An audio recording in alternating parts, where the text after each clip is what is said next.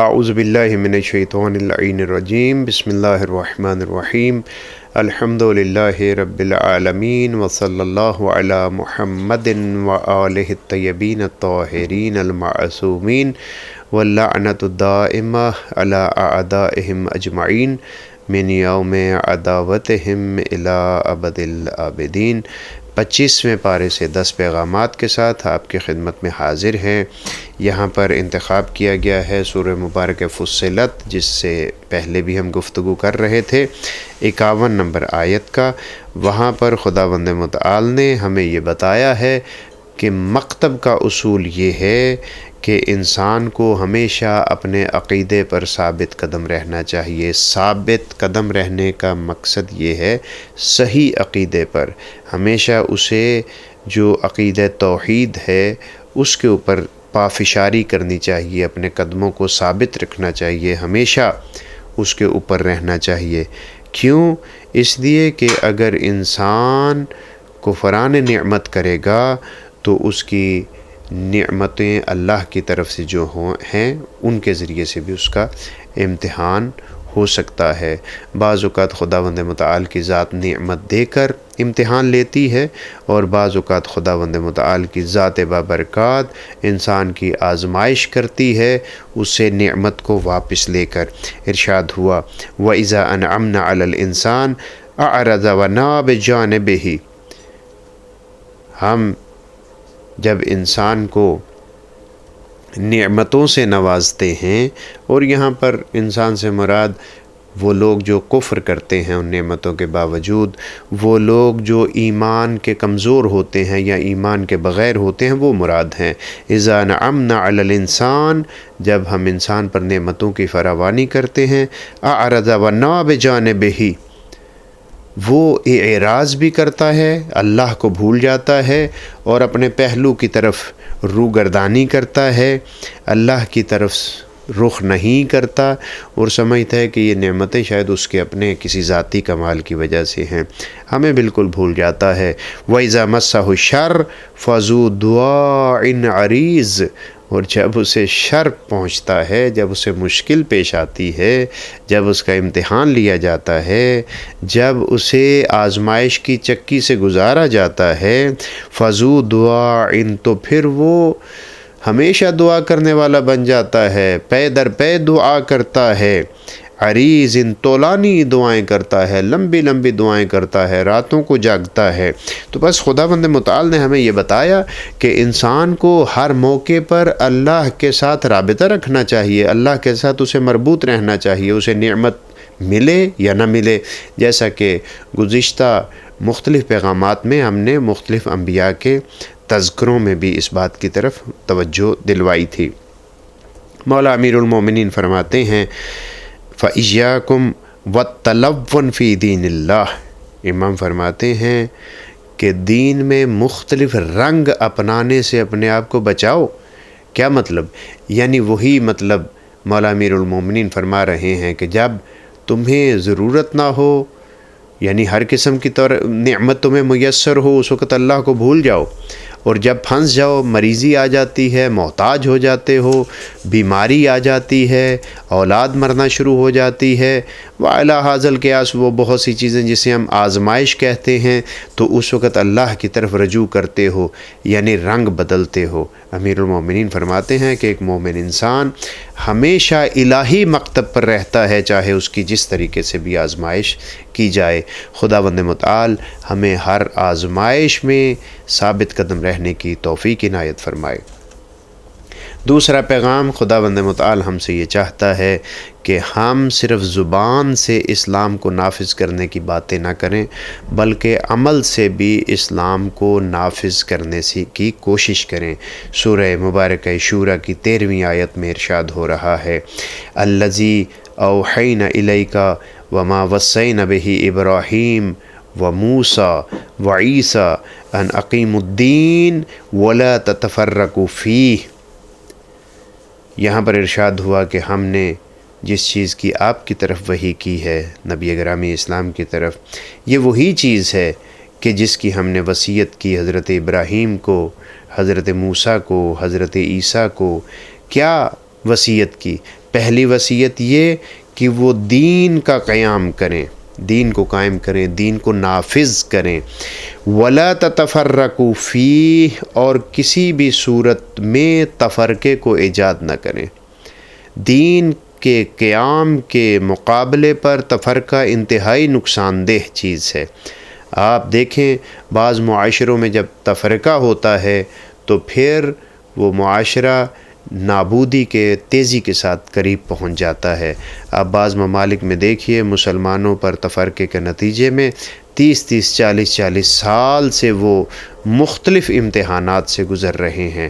ہمارے ہمسایہ ملک افغانستان میں بھی دیکھیے کہ سب رہنے والے مسلمان ہیں، لیکن تفرقے کی بنیاد پر وہاں پر امن دور دور تک نظر نہیں آتا۔ دیگر جہاں پر بھی آپ اتحاد دیکھیں گے وہاں آپ مسلمانوں کو امت واحدہ دیکھیں گے۔ تو پس قرآن کی زبان میں ہمیں دین کے قیام کے لیے، دین کو برپا کرنے کے لیے تفرقے سے بچنا ہوگا۔ اگر تفرقہ ہوگا تو دین قائم نہیں ہو سکتا۔ لہٰذا اللہ نے فرمایا کہ ہم نے تمام گویا کہ نبیوں کی طرف، یہاں بعض انبیاء کا نام لیا، ہم نے یہی وصیت ان سے کی، وہ یہی وحی ان کو کی، یہی کام ان کے ذمہ لگایا کہ وہ دین کو قیام دیں، دین کو قائم کریں اور تفرقے سے اپنے آپ کو بچائیں۔ علماء اسلام بھی اسی چیز کا مطالبہ کرتے ہوئے مسلمانوں سے نظر آتے ہیں کہ نظام اسلامی کو جب بھی نافذ کرنا ہے مکمل طور پر نافذ کرنا ہے۔ مکمل طور پر کیا مطلب؟ یعنی میرے گھر میں بھی، خواص میں بھی وہی اسلام ہونا چاہیے جو اللہ کی طرف سے ہے، اور عوام کے لیے بھی میرا طریقہ کار اسی اسلام کا ہونا چاہیے جس کا حکم خداوند متعال نے دیا ہے۔ تب ہی ہمیں عزت و عظمت اور کامیابی نصیب ہو سکتی ہے۔ تیسرا پیغام، انتہائی اہم پیغام، ایام شہادت مولا امیر المؤمنین علی ابن ابی طالب علیہ السلام بھی انہی دنوں سے ہم گزر رہے ہیں، اور آپ نے دیکھا کہ پوری دنیا میں تذکرہ ہو رہا ہے، بالخصوص پاکستان میں ایک ہوا چلتی ہے ماہ مبارک رمضان میں کہ افطار کے اوقات میں، سحری کے افطار میں بہت سے نیوز چینلز پر ایسے پروگرام آتے ہیں جو انسان کو موٹیویٹ بھی کرتے ہیں، اور اکثر اوقات دیکھنے میں آتا ہے کہ وہاں پر بہت سے دین سے نابلد لوگ بھی بیٹھے ہوئے ہوتے ہیں، اور پھر مصیبت تو یہاں تک آ جاتی ہے کہ کائنات کی بعض عظیم ترین ہستیاں کہ جن کے ساتھ محبت و مودت کا حکم اللہ نے دیا ہے، ان ہستیوں کے متعلق گفتگو کرتے ہوئے بھی بخل سے کام لیا جاتا ہے، اور بعض اوقات تو اپنی حد سے بعض لوگ تجاوز کرتے ہیں۔ ہم دعا گو ہیں کہ خداوند متعال انہیں ہدایت عطا فرمائے۔ قرآن ہمیں اہل بیت علیہم السلام سے محبت کا حکم دیتا ہے، نشاندہی نہیں کرتا، استحباب نہیں مانگ رہا، حکم دے رہا ہے، امر کر رہا ہے۔ گویا کہ ہر مسلمان جو رسول اللہ کا کلمہ پڑھتا ہے اس کے اوپر واجب ہے کہ وہ رسول اللہ کے اہل بیت سے محبت کرے۔ قرآن مجید میں سورہ مبارکہ شورى کی 23ویں آیت میں ارشاد ہوا، قُلْ لَا أَسْأَلُكُمْ عَلَيْهِ أَجْرًا إِلَّا الْمَوَدَّةَ فِي الْقُرْبَى۔ انتہائی معروف آیت، اے میرے حبیب، یہ جو کہتے ہیں کہ آپ کو اس اسلام اور اس نبوت کی تبلیغ کا کوئی مزدوری دینا چاہتے ہیں، تو ان سے کہہ دیجئے کہ میری مزدوری صرف یہ ہے کہ میرے قربا سے مودت کرو، دل سے محبت کرو ان کے ساتھ۔ اگر کوئی شخص رسول اللہ کو نبی مانتا ہے، جیسا کہ مسلمان مانتے ہیں، اگر کوئی رسول اللہ کے متعلق یہ عقیدہ رکھتا ہے کہ رسول اللہ نے کاملاً دین ہم تک پہنچایا، جیسا کہ تمام مسلمان اس بات کا دعویٰ کرتے ہیں، تو ان کو معلوم ہونا چاہیے کہ اس دین کی تکمیل کے لیے مودت فی القربہ اساسی ترین چیز ہے۔ اگر انسان جتنا بڑا دیندار بن جائے، اگر اس کے دل میں مودت فی القربہ نہیں ہوگی تو اس کے اسلام کا کوئی فائدہ نہیں ہے۔ کیوں؟ اس لیے کہ جس دن سرور دو عالم نے یہ فرمایا کہ میں جس کا مولا ہوں اس کا میرا بھائی علی مولا ہے، تو سرور دو عالم حضرت آدم سے لے کر حضرت عیسیٰ تک سب کے مولا و آقا ہیں۔ تو گویا کہ ان کے مولا و آقا بھی مولا امیر المؤمنین ہیں۔ یہاں پر ارشاد ہوا اے میرے حبیب ان سے کہہ دیجئے میری رسالت کا جو میں نے پیغام پہنچایا ہے اس کا اگر تم کچھ دینا چاہتے ہو تو وہ میرے نزدیکیوں سے کہ جن کی وضاحت خود نبی گرامی اسلام نے اپنی احادیث میں فرمائی، اور کتب فریقین میں یہ بات مسلماً تحریر ہے کہ اہل قربا، اور قربا سے کیا مراد ہے، تو اس کے مطابق میرے نزدیکیوں سے، میرے اہل بیت علیہم الصلاۃ والسلام سے محبت کرو۔ تو پس معلوم یہ ہوا کہ ایک مسلمان کے لیے لازم ہے کہ وہ اہل بیت کے ساتھ مودت کا اظہار کرے۔ اگر وہ ایسا نہیں کرتا تو پھر اسے اپنے اسلام اور مسلمان ہونے پر تجدید نظر کرنے کی ضرورت ہے۔ نبی گرامی اسلام سے پوچھا گیا، بہار الانوار میں اس واقعے کو نقل کیا گیا کہ اللہ کے نبی یہ قربا کون ہیں؟ آپ نے فرمایا علی و فاطمۃ و ولدہما، دیکھو میرے قربا جن کے ساتھ مودت کا حکم ہے وہ علی ہیں، وہ فاطمہ ہیں، اور ان کے 2 بیٹے ہیں۔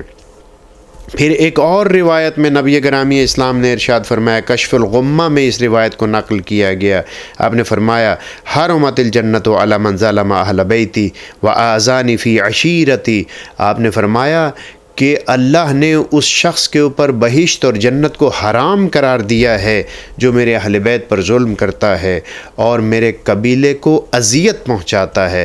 اذیت کرتا ہے وہ بھی جنت میں نہیں جا سکتا، نقصان پہنچاتا ہے، ظلم کرتا ہے، وہ بھی جنت میں نہیں جا سکتا۔ یہ صادق و امین رسول اللہ فرماتے ہیں۔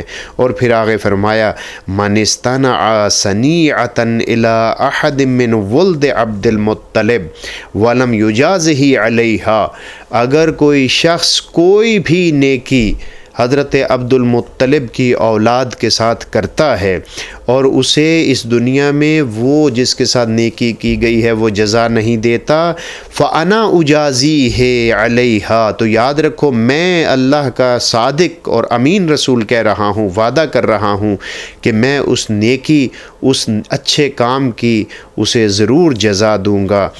غداً، کل کے دن، کون سا کل کا دن؟ اذا لقینی یوم القیامہ، جب قیامت والے دن وہ میرے ساتھ ملاقات کرے گا۔ پس معلوم یہ ہوا کہ جو شخص بھی حضرت حمزہ سے محبت کرتا ہے، جو شخص بھی حضرت ابو طالب سے محبت کرتا ہے، نبی گرامی اسلام اسے قیامت والے دن بھی اسے اس نیکی کی ضرور جزا دیں گے۔ خداوند متعال ہمیں اہل بیت علیہم الصلاۃ والسلام سے محبت کرنے والوں میں سے قرار دے۔ چوتھا پیغام قرآن مجید نے ہمیں دیا کہ اے مومنو ہمیشہ آپس میں مشورہ کیا کرو، مشورے کے بغیر کیے گئے کام ناکام بھی ہو سکتے ہیں۔ لہٰذا ایک بہترین اور کامل الایمان مومن کے لیے ذکر ہوا والذین استجابوا لربہم، وہ لوگ جو اللہ کو جواب دیتے ہیں، اللہ کی پکار پر تیار ہوتے ہیں، اللہ کے حکم کو ہر موقع پر نافذ کرنے کے لیے آمادہ ہوتے ہیں، اللہ کی دعوت پر لبیک کہتے ہیں، وَأَقَامُوا الصَّلَاةَ، اور نماز کو برپا کرتے ہیں، وَأَمْرُهُمْ شُورَى بَيْنَهُمْ، اور روزمرہ کے امور میں مشورت کرتے ہیں، مشورہ کرتے ہیں، وَمِمَّا رَزَقْنَاهُمْ يُنْفِقُونَ، اور ان کی چوتھی نشانی یہ ہے کہ وہ اللہ کے دیے ہوئے رزق میں سے انفاق کرتے ہیں۔ یہ خالص مومنوں کی نشانی کا تذکرہ ہوا کہ وہ آپس میں مشورہ کرتے ہیں۔ امیر المؤمنین علی علیہ الصلاۃ والسلام فرماتے ہیں لا ظہیر کالمشاورہ، جو مشورے سے کام کیا جائے وہ مشورہ اس کام کا بہترین پشت پناہ ہوتا ہے، وہ کام ناکام نہیں ہو سکتا۔ اسی طریقہ سے فرمایا الاستشارۃ عین الہدایہ وقد خاطن من استغنى برأیہ، مشورہ کرنا ہمیشہ ہدایت کا باعث بنتا ہے، ہدایت کی آنکھ اور ہدایت کا چہرہ مشورہ ہے، اور جو شخص بھی اپنی نظر پر عمل کرتا ہے، یعنی مشورے کے بغیر کسی اہم کام کو، داخلی کام کو، کسی امر کو انجام دیتا ہے تو پھر وہ اپنے آپ کو خطرے میں ڈال دیتا ہے، وہ نقصان کا خود پھر ذمہ دار ہوتا ہے۔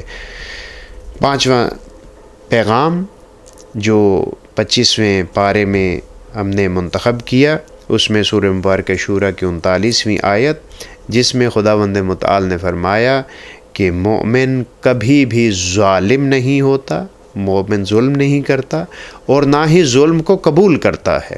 مومن کی نشانی یہ ہے کہ نہ ظالم ہوتا ہے اور نہ ظلم کو قبول کرتا ہے۔ اور پھر فرمایا کہ مظلوم شخص کو یہ حق حاصل ہے کہ وہ مدد طلب کرے، اور پھر فرمایا کہ جب مظلوم شخص مدد طلب کرتا ہے اور اسے مدد ملتی ہے اور وہ اپنا دفاع کرتا ہے اور ظالم کو وہ ضربہ لگاتا ہے، اس سے اپنے آپ کو بچاتا ہے، اس کو نقصان پہنچاتا ہے، اس کے ظلم کو جڑوں سے ختم کرنے کی کوشش کرتا ہے، تو مظلوم شخص کو کسی بھی قسم کا الزام نہیں دیا جا سکتا، یعنی مظلوم بالکل صحیح اور درست کام کر رہا ہے۔ ارشاد ہوا والذین اذا اصابہم الباغی ہم ینتصرون، مومن تو وہ ہیں کہ جب ان پر ستم کیا جاتا ہے، ان پر تجاوز کیا جاتا ہے، تو وہ ستم کرنے والے کے سامنے سر تسلیم خم نہیں کرتے، بلکہ وہ اپنی مدد کے لیے لوگوں کو پکارتے ہیں تاکہ وہ انتقام لے سکیں۔ اور پھر 41ویں آیت میں، پہلے 39ویں آیت تھی سورہ مبارکہ شورى کے، اب 41ویں ایک درمیان میں سے آیت چھوڑ کر اگلی آیت میں ارشاد ہوا وَلَمَنِ انتَصَرَ بَعْدَ ظُلْمِهِ، وہ شخص کہ جس پر ظلم کیا گیا ہے وہ ظلم سہنے کے بعد جب مدد کو طلب کرتا ہے فَأُولَٰئِكَ مَا عَلَيْهِم مِّن سَبِيلٍ، تو پھر اس مظلوم کو کسی بھی قسم کا طعنہ نہیں دیا جا سکتا، کوئی بھی اس کے اوپر ظلم کا حکم نہیں لگا سکتے، بلکہ اس نے بالکل صحیح عمل انجام دیا۔ آپ دیکھ لیجئے عراق میں ظالم آئے، توحیدی نوجوانوں نے ان کا کلا کما کیا، سیریا میں ظالم آئے، توحیدی نوجوانوں نے ان کا کلا کما کیا، یمن میں، افغانستان میں، کشمیر میں، آپ جہاں جہاں پر بھی دیکھیں گے کہ ظالم آیا اور وہاں مظلومین نے پکارا، تو ایک مسلمان کی یہ شرعی ذمہ داری ہے کہ وہ مسلمانوں کی مدد کے لیے پہنچے اور ان مظلوموں کو ظالموں کے ستم سے آزاد کروائے۔ یہ حکم قرآن ہے، اور قرآن کہتا ہے جس نے ظالم کے خلاف تم سے مدد مانگی ہے اس کی مدد بھی کرو، اور جس نے مدد مانگی ہے اس کی مدد کو کوئی شخص برا بھی نہیں کہہ سکتا۔ یہ نہیں ہو سکتا کہ فلسطینیوں پر ظلم کرنے والے ظالموں کو ہمیشہ صحیح کہا جائے، اور اگر کوئی الہی نوجوان، الہی حکومتیں فلسطینیوں کی حمایت میں نکلتی ہیں تو ان الہی حکومتوں کو مورد الزام قرار دیا جائے، یہ بالکل غلط ہے، قرآنی تعلیمات کے خلاف ہے۔ حتیٰ کہ بڑی جرأت کے ساتھ یہ کہنا بجا ہوگا کہ اگر کوئی لوگ، کوئی حکومتیں مظلوموں کی مدد کرنے والی حکومتوں کے حق میں آواز نہیں اٹھاتی تو انہیں بھی اللہ کی بارگاہ میں جواب دینا ہوگا۔ یہ حکم قرآن ہے۔ سورہ مبارکہ شورى کی 39ویں اور 41ویں آیت کا یہی حکم ہے۔ ہر مومن کو چاہیے کہ ان آیات میں تدبر کرے۔ چھٹا پیغام، قرآن مجید نے کہا کہ اے انسانوں، اللہ تمہیں اولاد کی نعمت سے نوازتا ہے، کبھی بیٹا دیتا ہے، کبھی بیٹی دیتا ہے، کبھی بیٹا اور بیٹی دونوں دیتا ہے۔ یاد رکھو ان کے درمیان کوئی فرق نہیں ہے۔ شرعی قوانین کے اعتبار سے اور تخلیق کے اعتبار سے تو فرق ہو سکتا ہے، لیکن بیٹے اور بیٹی میں فرزند ہونے کے، اولاد ہونے کے اعتبار سے اللہ کے ہاں کوئی فرق نہیں ہے۔ سورہ مبارکہ شورى کی 49 اور 50 نمبر آیت میں اسی مطلب کی طرف اشارہ ہوا۔ للہ ملک السماوات والارض، اللہ کے لیے آسمانوں اور زمینوں کی ملکیت ہے۔ یخلق ما یشاء، جو جسے چاہتا ہے تخلیق کرتا ہے۔ یہب لمن یشاء، جسے چاہتا ہے وہ ہبہ کرتا ہے۔ کیا؟ اناسا، مؤنث، بچیاں، لڑکیاں۔ وَيَهْبُ لَمَن يَشَاءُ الذُّكُورَ، اور جسے چاہتا ہے بیٹے دیتا ہے۔ اور پھر اگلی آیت میں ارشاد ہوا او يُزَوِّجُهُمْ ذُكْرَانًا وَإِنَاثًا، اور کبھی اللہ دو دیتا ہے، بیٹا بھی ہو سکتا ہے، بیٹی بھی ہو سکتی ہے، بیٹا اور بیٹی دونوں ہو سکتے ہیں، دو بیٹے ہو سکتے ہیں، دو بیٹیاں ہو سکتی ہیں، جیسے اب معاشرے میں دیکھتے ہیں کہ خداوند متعال لوگوں کو مختلف انداز سے نوازتا ہے۔ وَيَجْعَلُ مَن يَشَاءُ عَقِيمًا، اور خدا جسے چاہے اسے عقیم رہنے دے، اس کے ہاں اولاد نہ ہو۔ خدا جسے چاہے اس کے ہاں اولاد نہیں ہوتی، وہ عقیم رہتا ہے، اس کی وراثت آگے نہیں چلتی، اس کا نام ختم ہو جاتا ہے۔ انہو علیم قدیر، وہ علم رکھنے والا بھی ہے اور وہ قدرت رکھنے والا بھی ہے، وہ جسے چاہے مذکر دے، جسے چاہے مؤنث دے، جسے چاہے بیٹا دے، جسے چاہے بیٹی دے، لہٰذا ہمیں فرق نہیں کرنا چاہیے۔ البتہ ائمہ خدا علیہم الصلاۃ والسلام نے اور نبی گرامی اسلام نے اولاد کی بعض خوبیوں کی طرف ضرور متوجہ کیا۔ دیکھیے، جب ہم اولاد لفظ استعمال کرتے ہیں یا فارسی زبان میں فرزند لفظ استعمال ہوتا ہے تو یہ بیٹے اور بیٹی دونوں کے لیے استعمال ہوتا ہے۔ نبی گرامی اسلام نے فرزند ہو یا اولاد، اس کے متعلق فرمایا نعم الولد البنات، یاد رکھو بہترین اولاد بیٹیاں ہوتی ہیں، ملتفاتن، ان میں ایک عاطفہ ہوتا ہے، ایک محبت کا جذبہ ہوتا ہے، ان میں محبت کا جذبہ زیادہ پایا جاتا ہے، وہ والدین سے زیادہ محبت کے ساتھ پیش آتی ہیں۔ مجہزات، وہ ہمیشہ ماں کے ساتھ کاموں میں شریک ہوتی ہیں، مجہز ہوتی ہیں، آمادہ ہوتی ہیں، تیار ہوتی ہیں ہمیشہ مدد کرنے کے لیے۔ مونسات، ہمدم ہوتی ہیں، وہ مونس و یاور ہوتی ہیں۔ ماں گھر میں اکیلی ہے، بیٹیاں گھر میں موجود ہیں تو ماں کی مونس و یاور ہر وقت بیٹیاں ہی ہوتی ہیں۔ مونسات، مبارکات، بہت زیادہ بابرکت ہوتی ہیں بیٹیاں۔ مفلیات، اور پھر فرمایا کہ انتہائی اہل نظافت اور پاکیزگی کی طرف متوجہ ہوتی ہیں۔ نبی گرامی اسلام کا کتنا خوبصورت ارشاد ہے، نعم الولد البنات ملتفات مجہزات مونسات مبارکات مفلیات، کتنی خوب ہیں بیٹیاں کہ وہ مہربان بھی ہوتی ہیں، وہ ہمیشہ کام کے لیے آمادہ ہوتی ہیں، ماں کی مونس و مددگار ہوتی ہیں، بابرکت ہوتی ہیں، اہل نظافت ہوتی ہیں۔ اسی طریقے سے حضرت صلی اللہ علیہ وآلہ وسلم سے ایک اور جگہ نقل ہوا، گفتگو تھوڑی سی یہاں پر لمبی ہو گئی لیکن بڑا اہم مسئلہ جس کی طرف متوجہ کرنا ضروری ہے۔ آپ نے فرمایا ان اللہ تبارک و تعالی علی الاناث ارأف منہ علی الذکور، خداوند متعال مردوں کے نسبت عورتوں پر زیادہ رافت و رحمت و مہربانی کرنے والا ہے، خدا مہربان تر ہے عورتوں کے اوپر۔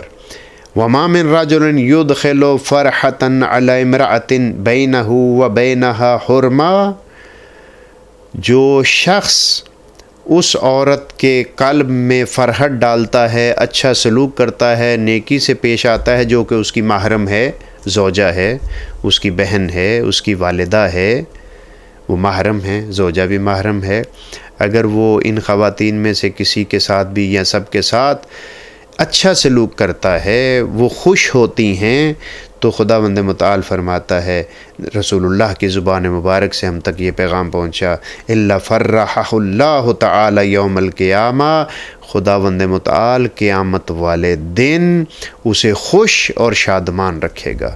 وہ جب سخت موقع ہوگا، اس موقع پر وہ خواتین اپنی محرم خواتین سے اچھے سلوک کی وجہ سے اس خوفناک موقع پر خوشی کی حالت میں ہوگا، اور یہ خوشی کی حالت اسے اللہ کی طرف سے عطا کردہ ہوگی۔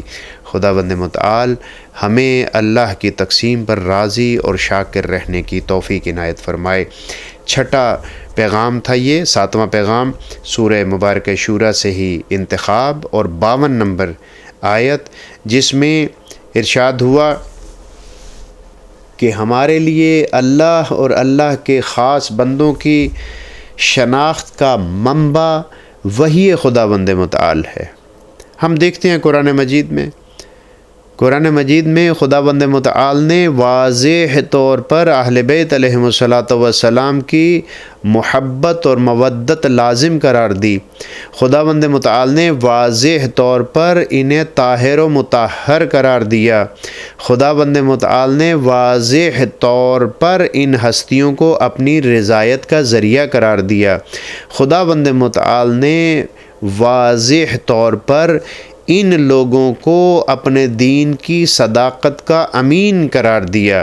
خداوند متعال نے انہی ہستیوں کے ظاہری تعارف اور آشکار ہونے کے موقع پر واقع غدیر خم میں دین کی تکمیل کا اعلان کیا۔ تو پس معلوم یہ ہوا کہ وحی کی اتباع میں ہمیں زندگی گزارنی ہے۔ جو چیز وحی سے ٹکراتی ہے وہ ایک الہی انسان کو کبھی بھی قبول نہیں کرنی چاہیے۔ مومن ہمیشہ قرآن سے رہنمائی لیتا ہے، اور پھر قرآن نے جنہیں والراسخون فی العلم کہا ان کے ذریعے سے قرآن کی وضاحت لیتا ہے۔ بس مومن کے لیے سب سے بہترین شناخت الہی کا منبع وحی الہی ہے۔ سورہ مبارک شورہ میں ارشاد ہوا وَكَذَلِكَ أَوْحَيْنَا إِلَيْكَ رُوحًا مِّنْ أَمْرِنَا مَا كُنْتَ تَدْرِي مَا الْكِتَابُ وَلَا الْإِيمَانُ۔ ہم نے پہلے والے پیغمبروں کی طرح آپ کی طرف بھی وحی کی، اور اس کی روح کو ہم نے آپ کی طرف بھیجا، یعنی قرآن۔ قرآن کیا ہے؟ روحًا من امرنا، یہ ہمارے امر کی روح ہے، ہمارے حکم کی روح ہے، یعنی ہم نے یہ وحی آپ کی طرف بھی کی۔ ما کنت تدری مل کتاب ولل ایمان، اے میرے حبیب آپ اس کتاب قرآن کے محتوا سے آگاہی نہیں رکھتے تھے۔ اللہ کی ہدایت کتابیں تو ہیں، ہدایت پر تو ہیں، لیکن محتوا کیا ہے، اس کے اکمال و کامل کیا ہے، اس کے متعلق ہم نے آپ کو مطلع کیا۔ آپ تک وہ نور کتاب پہنچا، آپ کو نور کتاب دیا۔ وَلَكِنْ جَعَلْنَاهُ نُورًا، ہم نے اسے آپ کے لیے نور قرار دیا، یہ نور بنا۔ تہدی بہ من تشاء، نہدی بہ من نشاء من عبادنا، ہم جسے چاہیں اپنے بندوں میں سے اس کے ذریعے سے ہدایت دیں، یعنی جو ہدایت لینا چاہتا ہے، جو اسے منبع اپنی اصلاح کا منبع قرار دیتا ہے، اسے وحی خداوند متعال سمجھتا ہے، تو خدا بھی اس کو ہدایت دیتا ہے۔ وَإِنَّكَ لَا تَهْدِي إِلَى صِرَاطٍ مُسْتَقِيمٍ، چونکہ آپ ہدایت شدہ ہیں، رسول گرامی اسلام ہدایت شدہ ہیں، میرے حبیب آپ ہدایت کرتے ہیں بغیر کسی تردید کے، بغیر کسی شک و شبہ کے، آپ لوگوں کو صحیح راستے کی طرف ہدایت کرتے ہیں۔ یہ جو میں نے لفظ استعمال کیا کہ آپ ہدایت شدہ ہیں، تو معلوم ہے ایک معقول انسان، ایک عقل رکھنے والا انسان جانتا ہے کہ ہدایت کے راستے پر میں اس وقت کسی کو بھیج سکتا ہوں، آگاہ کر سکتا ہوں، جب میں پہلے سے ہدایت کے راستے سے آگاہ ہوں گا۔ اے میرے حبیب آپ لوگوں کو اس کتاب کے ذریعے سے ہدایت کے راستے کی طرف بھیجتے ہیں۔ امام صادق علیہ الصلوۃ والسلام فرماتے ہیں ان اللہ تبارک و تعالی انزل فی القرآن تبیان کل شیء، خداوند متعال نے قرآن مجید میں ہر چیز کو کھول کر بیان کر دیا ہے، بالکل واضح کر کے بیان کر دیا ہے۔ حتیٰ واللہ ما ترک اللہ شیء یحتاج الیہ العباد، حتیٰ کہ اللہ کی قسم کھاتے ہوئے فرماتے ہیں کہ خداوند متعال نے ہر وہ چیز جس سے انسان کو، جس کی احتیاج ہو سکتی ہے، جس کی ضرورت پیش آ سکتی ہے، وہ خداوند متعال نے اس میں بیان کر دی ہے۔ حتیٰ لا یستطیع عبد یقول لو کان ھذا انزل فی القرآن، حتیٰ کہ کسی بھی انسان کے لیے یہ عذر نہیں چھوڑا کہ وہ یہ کہے کہ اگر ایسا ہوتا تو وہ قرآن میں ہوتا، یعنی امام علیہ الصلوۃ والسلام فرما رہے ہیں کہ ہر چیز قرآن میں ہے۔ اگر ہم یہ کہیں کہ اگر یہ ہوتا تو قرآن میں ہوتا، تو یہ ہماری جہالت ہے، یہ قرآن کے اس وحی الہی سے عدم آگہی کی بنیاد پر ہے۔ ہمیں اپنی آگہی اور بصیرت کو بڑھانا ہے، پھر قرآن میں ہمیں ہر چیز مل جائے گی۔ الا وقد انزلہ اللہ فی، خداوند متعال نے ہر چیز کو اس قرآن مجید میں بالکل واضح اور روشن انداز سے پیش کر دیا ہے۔ 8واں پیغام، انتہائی اہم پیغام، اس میں خداوند متعال نے مومنین کو کامیابی کا ایک حقیقی معیار ایک اور انداز سے بتلایا ہے۔ خداوند متعال کے ہاں دنیا کی نعمتیں، دنیا کی لذتیں کوئی معنی نہیں رکھتی، اور خداوند متعال کی ذات چونکہ عالم ہے، علیم بذات الصدور ہے، لوگوں کے نفوس سے بھی عالم ہے، اس لیے خداوند متعال کی ذات حضرت انسان کو یہ بھی بتا رہی ہے کہ دنیا کی ارزش اور ظاہری طور پر اس کی جو نعمتیں ہیں، اگر ہمیں یہ خوف نہ ہوتا کہ سب کے سب لوگ اسی کے پیچھے لگ جائیں گے اور اللہ کی عبادت سے غافل ہو جائیں گے، تو ایسی صورت میں ان کو دنیا کی دولت دے دی جاتی تاکہ ان کا حساب کتاب یہیں پر ختم ہو جاتا، اور آخرت میں جو ہے انہیں کسی جزا کی ضرورت نہ ہوتی، جزائے احسن کی ضرورت نہ ہوتی۔ تو پس خداوند متعال گویا کہ ہمیں یہ بتلا رہا ہے کہ دنیا کی نعمتوں کی کوئی قیمت، کوئی ارزش نہیں ہے، بلکہ انسان کو چاہیے کہ وہ حقائق کی طرف ہمیشہ متوجہ رہے۔ سورہ مبارکہ زخرف کی 33، 34 اور 35 نمبر آیت اسی مطلب کی طرف اشارہ کرتی ہے۔ خداوند متعال فرماتا ہے وَلَوْلَا أَن يَكُونَ النَّاسُ أُمَّةً وَاحِدَةً لَجَعَلْنَا لِمَن يَكْفُرُ بِالرَّحْمَنِ لِبُيُوتِهِمْ سُقُفًا مِّن فِضَّةٍ۔ خداوند متعال فرماتا ہے کہ اگر لوگوں کی گمراہی کا خوف نہ ہوتا کہ لوگ سب کے سب کافر ہو جائیں گے، اللہ کی طرف سے غافل ہو جائیں گے، تو ہم جو بھی شخص اللہ کا انکار کرتا، ہم اس کے گھروں کی چھتیں بھی مجہز کر دیتے، چاندی کی بنا دیتے، وَمَعَارِجَ عَلَيْهَا يَظْهَرُونَ، اور جن سیڑھیوں کے ذریعے سے وہ اوپر جا کر ظاہر ہوتے انہیں بھی ہم چاندی کی بنا دیتے، وَلِبَيُوتِهِمْ أَبْوَابًا وَسُرُرًا عَلَيْهَا يَتَّكِئُونَ، اور ان کے گھروں کے دروازے، ان کے بیٹھنے کے تخت، ان کے تکیہ لگانے کی جگہ، یہ سب کی سب زخرفاً کا مطلب ہوتا ہے ظاہری آراستگی، ظاہری نمود و نمائش، ظاہری خوبصورتی۔ ہم ان تمام چیزوں کو ظاہری خوبصورتی سے نواز دیتے، یعنی جو دنیا میں ہم سونا اور چاندی اور ان چیزوں کو ظاہری خوبصورتی کے لیے استعمال کرتے ہیں، تو خداوند متعال بھی اس کو تمام لوگوں کے لیے لگا دیتی، انہیں یہ دے دیتی۔ اللہ فرماتا ہے ان کل ذالک لما متاع الحیات الدنیا، یہ جتنی بھی چیزیں ہیں یہ سب کی سب ظاہری خوبصورتیاں، ظاہری حسن، مال و دولت کی نمود و نمائش، یہ فقط اور فقط دنیا کے لیے ہے، یہ صرف دنیا میں ہے، اس کا آخرت سے کوئی تعلق نہیں ہے۔ والآخرۃ عند ربک للمتقین، صاحبان تقوی کے لیے آخرت ہے، نیک لوگوں کے لیے آخرت ہے۔ اس کا مطلب یہ ہوا کہ دنیا میں نعمتوں کا حصول، مال و دولت کا حصول، اس کے حلال راستوں سے اس کا حصول قباحت نہیں رکھتا۔ خداوند متعال کی ذات بابرکات اس بات کی مذمت نہیں فرما رہی، بلکہ بتایا یہ جا رہا ہے کہ وہ مال و متاع دنیا انسان کے لیے کسی بھی قسم کا فائدہ نہیں رکھتا، کہ جس کی وجہ سے انسان اپنے رب سے، رحمان سے غافل ہو جاتا ہے اور دنیا کی رنگینیوں میں کھو جاتا ہے، اس کی مذمت ہے۔ اسی لیے آخر میں فرمایا والآخرۃ عند ربک للمتقین، صاحبان تقوی کے لیے آخرت ہے۔ اب صاحبان تقوی مال و متاع کے ذریعے سے بھی انسان صاحبان تقوی میں سے ہو سکتا ہے، اگر اسے صحیح راستے پر خرچ کرے، اس کا استعمال صحیح ہو، انفاق کا جذبہ رکھتا ہو، ایثار کا جذبہ رکھتا ہو۔ تو پس معلوم یہ ہوا کہ دنیا میں مال و دولت کا حقیقی معیار کیا ہے۔ اگر انسان مال و دولت کی وجہ سے اللہ سے غافل ہوتا ہے تو یہ حقیقی معیار نہیں ہے۔ اگر اللہ کی طرف وہ لو لگائے رکھتا ہے، اللہ سے رابطہ رکھتا ہے، تقوی الہی اختیار کرتا ہے، تو پھر اس میں کوئی حرج نہیں ہے۔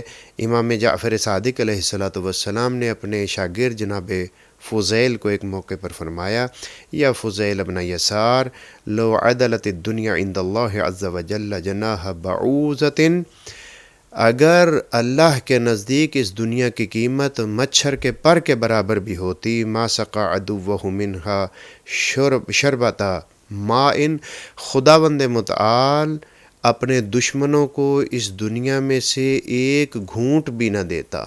یعنی اگر اس کی کوئی اہمیت ہوتی تو یہ دنیا کا زرق برق، دنیا کی رنگینیاں، مال و متاع، یہ سب کا سب اہل تقوی کے لیے، مومنین کے لیے، مسلمانوں کے لیے، اللہ کا اقرار کرنے والوں کے لیے ہوتا، کفار کے لیے نہ ہوتا۔ نواں پیغام، قرآن مجید ہمیں کہہ رہا ہے کہ مومن ہمیشہ نصیحت کے حصول میں لگا رہتا ہے، ہمیشہ وہ ہوشیار رہتا ہے، ہمیشہ وہ متوجہ رہتا ہے، ہمیشہ وہ اپنے آپ کو گناہوں سے بچانے کی کوشش کرتا ہے، ہمیشہ وہ نیکی کے راستے پر گامزن رہنے کی کوشش کرتا ہے۔ سورہ مبارکہ جاثیہ کی 7 اور 8 نمبر آیت میں ایک اور انداز سے ارشاد ہوا، ویل لکل افاک اثیم، ویل ہے ہر اس شخص کے لیے جو بہت زیادہ جھوٹ بولتا ہے اور گناہ گار ہے، اسے ناپسند کیا گیا۔ یعنی مومن گناہ گار بھی نہیں ہوتا، جھوٹ بھی نہیں بولتا، لہٰذا مومن کے لیے ویل نہیں ہے۔ تباہی اس کے لیے ہے جو جھوٹا ہے، تباہی اس کے لیے ہے جو گناہ گار ہے۔ یسمع آیات اللہ تتلی علیہ، اللہ کی آیات کو سنتا ہے جو اس کے اوپر تلاوت کی جاتی ہیں، قرآن مجید کی تلاوت کو سنتا ہے۔ ثم یصر مستکبرا، یہ سب کچھ سننے کے باوجود اپنے تکبر کی وجہ سے ان کی مخالفت کا اصرار کرتا ہے۔ تکبر ہے، متکبر ہے۔ قرآن مجید کو ایک طرف رکھو، ہم بھی اپنے معاشرے میں دیکھتے ہیں کہ بہت سے لوگ اپنی بے بنیاد عبادات کو صحیح ثابت کرنے کے لیے قرآن مجید سے اپنے مطلب کے مطابق مطالب لینے کی کوشش کرتے ہیں۔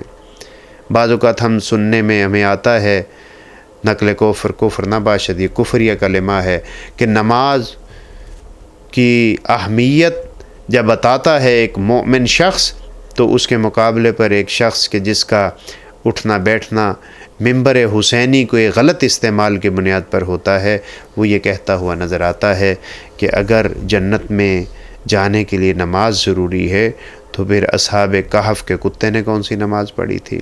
اس قسم کی مثالیں دیتا ہے۔ تو یہ انہی لوگوں میں سے ہے یسر مستکبرا، جو قرآن مجید کو سنتا ہے، پڑھتا ہے، کسی حد تک فہم رکھتا ہے، یہ جانتا ہے کہ قرآن مجید میں کچھ احکام آئے ہیں، انسان یہ تو جانتا ہے کہ نماز کا حکم آیا ہے، پھر کہتا ہے، اس قسم کے بہانے لے کر آتا ہے۔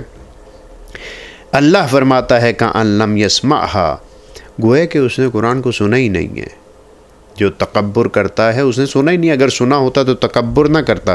فبشرہ بعذاب علیم، اے میرے حبیب انہیں دردناک عذاب کی خبر دے دیجئے۔ حضرت امیر المومنین فرماتے ہیں، احیی قلبک بالموعظہ وامتہ بالزہادہ، اپنے دل کو، اپنے قلب کو زندہ رکھو وعظ و نصیحت کے ذریعے سے، اور اپنی خواہشات کو دنیا سے بے رغبت ہو کر ختم کر دو۔ دنیا سے جب بے رغبتی ہوگی، انسان میں خواہش ہی نہیں ہوگی، میرے پاس اتنا بڑا محل ہو، میرے پاس دنیا کی فلاں فلاں نعمت ہو۔ جب وہ زہد کی حالت میں ہوگا تو اس کے اندر کوئی بھی ایسی خواہش پیدا نہیں ہوگی۔ اپنے دل کو وعظ و نصیحت سے زندہ رکھو، اور زہد کے ذریعے سے اپنی ناجائز امیدوں کو پامال کر کے رکھ دو۔ یہ ہمارے آقا و مولا امیر المومنین کا مومنین کے لیے حکم ہے۔ 10ویں اور آخری پیغام سورہ مبارکہ جاثیہ سے اور قرآن مجید کا یہ 25واں پارہ ہے، اس سے خداوند متعال نے بہت سے مقامات پر حضرت انسان کو کہا کہ اپنے نفس کی کبھی اطاعت نہ کرنا۔ نفس گمراہی کی طرف لے کر جاتا ہے، اگر وہ پاکیزہ نہیں ہے، ہوا و ہوس ہمیشہ اسے اللہ کے راستے سے دور کرتی ہیں۔ لہٰذا مومن فقط اور فقط اللہ کا اطاعت گزار ہوتا ہے، اللہ کے اوامر پر چلتا ہے، اللہ کی نواہی کے مطابق برے کاموں سے اپنے آپ کو روکنے کی کوشش کرتا ہے۔ ارشاد ہوا، افرأیت من اتخذ الہہ ہواہ، کیا آپ نے اس شخص کو نہیں دیکھا جس نے اپنی خواہشات نفسانی کو اپنا خدا بنا لیا ہے؟ وہ اپنی خواہشات نفسانی کی عبادت کر رہا ہے۔ وَأَذَلَّهُ اللَّهُ عَلَىٰ عِلْمٍ، اور آپ جانتے ہیں کہ خداوند متعال نے پھر اسے علم کی بنیاد پر، یہ جانتے ہوئے کہ یہ ہوا و ہوس کا اتنا مطیع ہے کہ یہ قابل ہدایت نہیں ہے، جب یہ قابل ہدایت نہیں ہے، اللہ کو اس کا علم ہے، لہٰذا اللہ بھی اسے گمراہی میں چھوڑ دیتا ہے۔ وَخَتَمَ اللَّهُ عَلَىٰ سَمْعِهِ، اس کے کانوں کے اوپر مہریں لگ جاتی ہیں، وَقَلْبِهِ، دل پر بھی مہر لگ جاتی ہے، وَجَعَلَ عَلَىٰ بَصَرِهِ غِشَاوَةً، اور اس کی آنکھوں کے اوپر پردہ پڑ جاتا ہے۔ جب اللہ اسے ذلیل کر دیتا ہے تو فَمَن يَهْدِيهِ مِن بَعْدِ اللَّهِ، اللہ کے بعد پھر اسے کون ہدایت کر سکتا ہے؟ افلا تذکرون، کیا تم متذکر نہیں ہوتے، تم متوجہ نہیں ہوتے۔ یعنی واضح طور پر پیغام دیا کہ ہوا و ہوس سے نکلو اور اللہ کی طرف آ جاؤ، اللہ کی خوشنودی کو مرکز و محور قرار دو، اسے میزان قرار دو، جس چیز میں رب راضی ہے اس کے مطابق اپنے نفس کو ڈھالنے کی کوشش کرو۔ امام جعفر صادق علیہ السلام فرماتے ہیں احذروا احواءکم کما تحذرون اعداءکم، اپنے آپ کو اپنے ہوا و ہوس سے بچانے کی کوشش کرو، خواہشات نفسانی سے بچانے کی کوشش کرو جس طریقے سے تم اپنے دشمن سے اپنے آپ کو بچاتے ہو۔ فلیس شیء اعدى للرجال من اتباع اہوائہم وحصائد السنتہم، یاد رکھو کسی بھی شخص کے لیے، لوگوں کے لیے اس کے ہوا و ہوس کی اتباع سے بڑا کوئی بھی دشمن نہیں ہو سکتا، اور اس کی زبان سے بڑا بھی اس کا کوئی دشمن نہیں ہو سکتا۔ لہذا ہوا و ہوس نفس پر بھی قابو رکھو، اپنی زبان کے اوپر بھی قابو رکھو، تو یقیناً تم الہی انسان بن سکو گے۔ والسلام علیکم ورحمۃ اللہ وبرکاتہ۔